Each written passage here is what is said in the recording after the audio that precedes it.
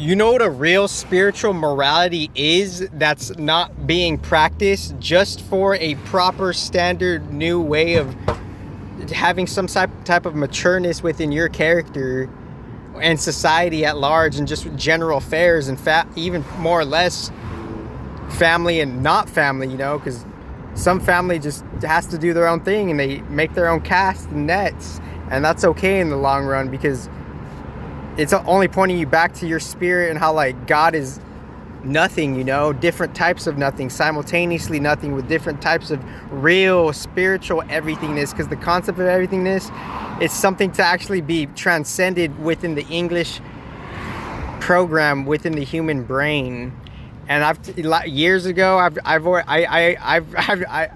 a podcast where like how the brain got created, like on some like real specific type of stuff, not just me saying it and just me gathering just pure intuition. No, there's the point of a library is that contain the archives and the documents, and you are that if you could tap into that equilibrium within, the real organicness of that. So it's like, but that's the thing, it's like it's going beyond the branding and the rhetoric, because they're one and the same, but they're different. They're like side by side kind of things,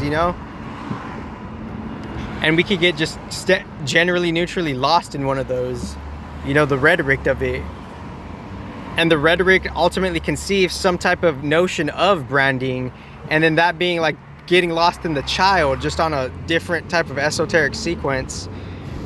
And with that, what I'm just trying to uncover is like, we don't have spiritual morality. And the most ironic thing of it all is spiritual morality is the correspondence to heaven itself, to the higher lokas itself, to the higher essences of like whatever any civilization, tradition, or map is even pointing to. Like, we get the Vedic cosmic map, we get the Mayan map, we get the Kathara map, we get all those maps, of self or whatever. And we get all these post AI maps. AI? And seeing like just having the discrepancies and differentiations of false oneness and true oneness, and even true oneness is simultaneous with infinite individuation, meaning there's infinite objects that take on different expressions of species. So you could ask, per modern day, how many species of dogs are there, or how many species of humans are there, because there's all these different flavors within a certain format. So it's a format on a format, respectively, like biometaphysiologically, and correct the pronunciation and the elucidation and the enunciation, because what's really trying to be pointed at and felt on an inward, deep spiritual level, that inner, has inner webbings and inner strandings and inner tetherings with the spiritual morality, because the spiritual morality and how we're practicing it's like kind of like a bridge. It's a different spiritual bridge, and how like we even have the essence of the miracle to download anything intelligent, because we're downloading and we're having a relationship with one of the 11 senses, standard classic Gita. And one of the 11 senses is intelligence. And one of the other senses, I think the last one, is super ego, which is like recognizing the standard balanced ego and neutralizing that, and just and seeing the spectrum of that. Because ego is an element too. In the Gita, there's 11 elements, and they count as like, they count more than just like, the modes and the elements of reality. They count like intelligence, they count ego. But I'm just trying to be modern and swift with it, because that's how I do, and that's how I does.